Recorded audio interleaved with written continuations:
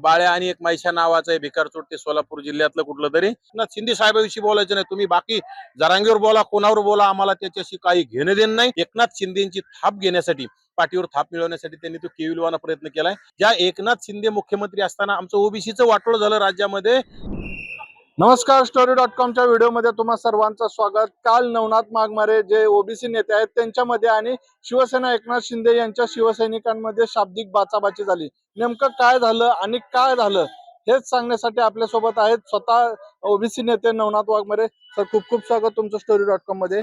काल बाळासाहेब भवन जवळ नेमकं काय झालं, ते कोण होते आणि त्यांनी शिवीगाळ काय केली? काल मी गावाकडून आल्याच्या नंतर तिथं मंत्री महोदय जयकुमार गोरे यांच्या बंगल्यासमोर आम्ही उभा होतो आणि मंत्रालयातून एक गाडी मला घेण्यासाठी, मंत्रालयात जाण्यासाठी गाडी घ्यायला येणार होती. ती गाडीची वाट पाहत आम्ही तिथं थांबलो होतो. तितक्यात मराठा समाजाचे ते कार्यकर्ते आणि अभ्यासक योगेश केदार त्यांनी मला बघितलं. मी त्यांच्याकडे बघत नव्हतो, परंतु त्यांची माझी काही पहिलीच भेट होती म्हणा, परंतु मी वेगळीकडे, पण त्यांनी मला बघितलं पाठीमागून, त्यांनी ओळखलं आणि नवनाथराव नवनाथराव म्हटल्याच्या नंतर मी त्यांच्याकडे बघितलं. ते आले, हातात हात दिला, किंवा तुमची चळवळ वेगळी, आमची पण ती भेटल्यावर नमस्कार चमत्कार झाला पाहिजे. तर मी सुद्धा त्याच विचाराचा आहे. ज्याची त्याची चळवळ, त्यांनी प्रत्येकाचे विचार मांडण्याचे, प्रत्येकाला आपले हक्क अधिकार मागण्याचा अधिकार आहे, परंतु दादागिरी झुंडशाही कुठंतरी झाली नाही पाहिजे, त्या विचाराचे आहोत. परंतु काय झालं, तिथं आम्ही बोलत असताना तितक्या जोराचा पाऊस सुरू झाला. आम्ही अगदी रस्त्याला जयकुमार गोरे साहेबांच्या बंगल्याच्या समोर गाडीची वाट पाहत, तितक्यात गाडी सुद्धा आली. गाडीवाल्याचा फोन आला, पण जोराचा पाऊस सुरू झाल्यामुळं ते योगेश केदार असल्यामुळे थोडं आम्ही ते याच्या बाळासाहेब भवनच्या कॉर्नरला साईडला गेलो आणि बाळासाहेब भवनच्या कॉर्नरला पावसामुळे आम्ही तिथं थांबलो.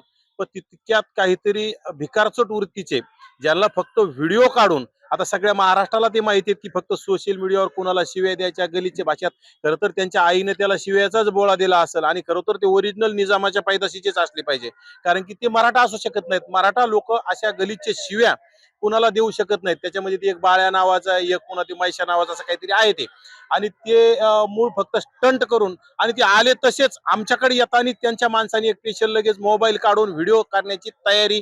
तिथं आम्ही बोलतोय आणि ते आलं लगेच आरेरावी करणं, आमच्या साहेबाविषयी बोलणं, कसं काय बोलता, असं बोलता. परंतु एकनाथ शिंदे साहेबाविषयी मुळात त्यांना एकनाथ शिंदे विषयावर प्रेम नव्हतं. आणि बोलताना असं सुद्धा सांगू लागले की एकनाथ शिंदे साहेबाविषयी बोलायचं नाही, तुम्ही बाकी जरांगेवर बोला, कोणावर बोला, आम्हाला त्याच्याशी काही घेणं देणं नाही. परंतु ते व्हिडिओ त्यांनी नंतर ते बाकीचं काय कटचाट केलं मोजकं, मी बी त्यांना जशा तसं उत्तर दिलं तिथं, परंतु ते त्यांनी बाकी कट केलं. त्यांना जे फायद्याचं, त्यांनी हिरो होण्यासाठी, एकनाथ शिंदेची थाप घेण्यासाठी, पाठीवर थाप मिळवण्यासाठी त्यांनी तो केविलवाना प्रयत्न केलाय. परंतु माझे एकनाथ शिंदेच्या विरोधात का बोलायचं नाही? ज्या एकनाथ शिंदे मुख्यमंत्री असताना आमचं ओबीसीचं वाटोळं झालं राज्यामध्ये, बोगस नोंदी मार्फत लाखो कुणबी प्रमाणपत्र वाटप करण्याचे आदेश एकनाथ शिंदेने दिले. म्हणजे आमचा आवाज कसं काय दाबणार तुम्ही? लोकशाही आहे, बोलण्याचा अधिकार आहे. ज्यांनी आमच्यावर अन्याय केला त्यांचं आपण नाव घेतलंच पाहिजे, आणि ज्यांनी आपलं चांगलं केलं, भलं केलं, त्याचं सुद्धा आपण नाव घेतलं पाहिजे. मग त्याचप्रमाणे एकनाथ शिंदेच्या काळात ओबीसीचं वाटोळं झालं, आम्ही सातत्यानं मांडतोय आणि आणखी सुद्धा मांडत राहू. ह्या पद्धतीनं आम्ही तिथं मांडत राहतो. परंतु त्याचा काहीतरी द्वेष धरून एकनाथ शिंदे साहेबांवर आमच्या का बोलता, म्हणजे एकनाथ शिंदेच्या कार्यालयासमोर असल्यामुळे एकनाथ शिंदेचं नाव घ्यायचं, उद्या जरांगे सोबत असलं की जरांगेचं नाव घ्यायचं. परंतु जरांगे असल, हा हे जे कालचे जे दोन चार भिकारचोट, हे भिकारचोट लोक आहेत. यांच्या भिकारचोटांना आयुष्यात आम्ही कधी घाबरलो नाही, परंतु पाठीमागून वार करण्याची यांची ह्या भिकारचोटांची सवय. यांच्यात दम असेल तर सांगून यायचं. कालपासून मी आवाहन केलं होतं की मी आज सुद्धा दिवसभर मंत्रालयीन परिसरात आहे. ते कोण भिकारचोट आहे त्यांनी माझ्याकडे यावं, भेटावं आणि दोन हात करण्याची तयारी ठेवावी. परंतु आज ते फरार आहेत. आमचे काही लोक बोलत असतील, त्यांना समाज बांधव बोलत असतील तर फोन बंद आहेत त्यांचे. फक्त स्टंट करायचा आणि नेत्यापुढे हिरोगिरी करण्यासाठी केलेला कालचा त्यांचा केविलवाना प्रयत्न आहे. त्याच्यामध्ये काहीही नाही. ते बाळ्या आणि एक मैशा नावाचं आहे भिकारचोट, ते सोलापूर जिल्ह्यातलं कुठलं तरी, आणि सगळे काळे धंदे आहेत. मी तर म्हणतोय जवळच्या लोकांना फसवलेलं आहे. त्या मैशा नावाच्या माणसाने कुठेतरी आमच्या जिल्ह्यातील, आमच्या तालुक्यातील, आमचा मित्र असणारे आमचे भागवतराव साळुंके, लालवाडी गावचे, त्यांचे पैसे बुडवले त्यांनी. काहीतरी काम घेऊन देतो. गणेश खुनेंना सुद्धा, अतिशय गरीब कुटुंबातला गणेश खुने, ओरिजिनल मराठा सेवक, मराठा समाजासाठी ओरिजिनल आंदोलन करणारा. खरं तर जरांगेनी त्यांच्या जीवावर आंदोलन करून जरांगे हिरो झाला, परंतु त्या लोकांचं वाटोळं झालं. त्या गणेश खुनेंनी विहिरीत उडी मारून आत्महत्या करण्याचा प्रयत्न केला. त्या गणेश खुनेंना भेटायला यांना लाज वाटली हरामखोरांना, आणि तिथं मी जाऊन भेट दिली. माझ्या सक्तीनुसार त्यांना मदत करण्याची प्रयत्न केला. आणि दुसरी गोष्ट, त्यांना येणाऱ्या काळात सुद्धा सांगितलं किंवा खचून जाऊ नका, काही अडचण आली तर मला सांगा. असे संबंध असतात. परंतु यांना फक्त मराठा समाजाच्या नावावर राजकारण करायचं, स्वतःची आर्थिक पोळी भाजायची, हिरोगिरी करायची, समाजाला काही मिळालं काय, नाही मिळालं काय. आणि खरं तर जरांगीमुळंच मराठा समाजाला काय मिळालं जरांगीने सांगितलं पाहिजे. मुंबईला यायचं, वाशीला यायचं, गुलाल घेऊन वापस जायचं, ओबीसीच्या दारात गुलाल फेकायचा, डीजे वाजवायचा, इकडं आझाद मैदानावर यायचं, जिंकलो रे राजा हो म्हणायचं, पुन्हा म्हणायचं आम्हाला फसवलं. मग काय तुझ्या बोळ्याने दूध पित होता का जरांगे? काय तुला कळत नव्हतं? जी आर वाचता येत नाही का? अक्कल नाही का तुला जी आर वाचायला? अभ्यासक लोक सांगत होते तुला फसवलं, त्यावेळेस तू तू तर पैसे खोके घेऊन गडबडीने पाळण्याची तयारी ठेवली आणि जुन्या सहकार्याला विसरलाय. आणि हे त्याचे बांडगुळ आहेत त्यांनी पाळलेले, कुठतरी सोशल मीडियावर ट्रोल करणारे, शिव्या देणारे, दादागिरी करणारे. परंतु अशा झुंडशाहीला आम्ही भीक घालत नाही. त्या भिकारचोटांना मी पुन्हा तुमच्या माध्यमातून सांगतोय, त्यांनी मला आव्हान द्यावं, कुठे यायचं ते सांगावं. मी तिथे जायला तयार आहे आणि त्यांच्यासोबत चर्चा करायला तयार आहे, दोन हात करायला तयार आहे. त्यामुळे अशा भिकारड्या लोकांना आम्ही कधी घाबरत नाहीत.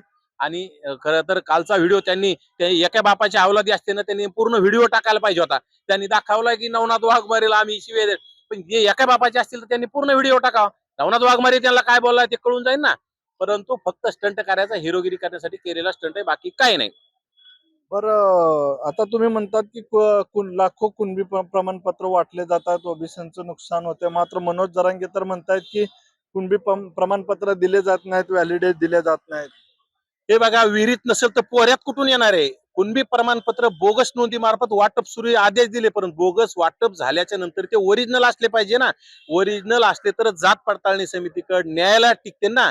शेवटी न्यायालय आहे, प्रत्येकाला न्याय मागण्याचा अधिकार आहे. कुठेतरी बोगस वाटप झाले असले आणि ओबीसीचं राजकीय अस्तित्व धोक्यात असेल तर त्यावेळेस ओबीसीना सुद्धा कुठेतरी त्यांच्या विरोधात आव्हान देण्याचा अधिकार आहे. आणि आव्हान दिल्याच्या नंतर अनेक राज्यामधील अनेक जिल्हा परिषद सदस्यत्व रद्द झालेले पाहायला मिळालेत.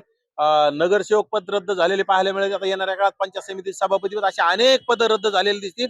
गावगाड्यातील ग्रामपंचायत स्तरावर सुद्धा कुणबी प्रमाणपत्र काढलेत, परंतु येणाऱ्या काळात ते व्हॅलिड होणार नाहीत. आणि व्हॅलिड होण्यासाठी टाकल्याच्या नंतर तिथं एखाद्याने केलं तरी त्याला दाद मागून पुरावे देऊन ते रद्द झालेले तुम्हाला पाहायला मिळतील.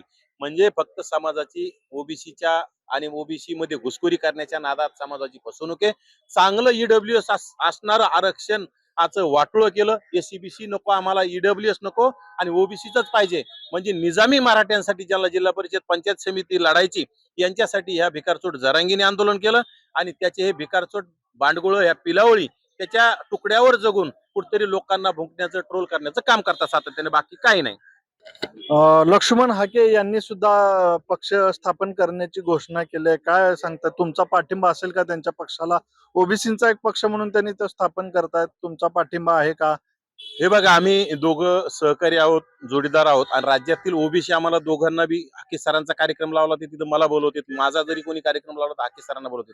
कारण की आम्ही सोबत जरी दिसत नसलो तर समाजाने आम्हाला एकत्र आणलेलं आहे. कुणाला वाटत बी असेल की आमची जोड फुटली पाहिजे, पण समाजाने आम्हाला एकत्र आणलेलं आहे.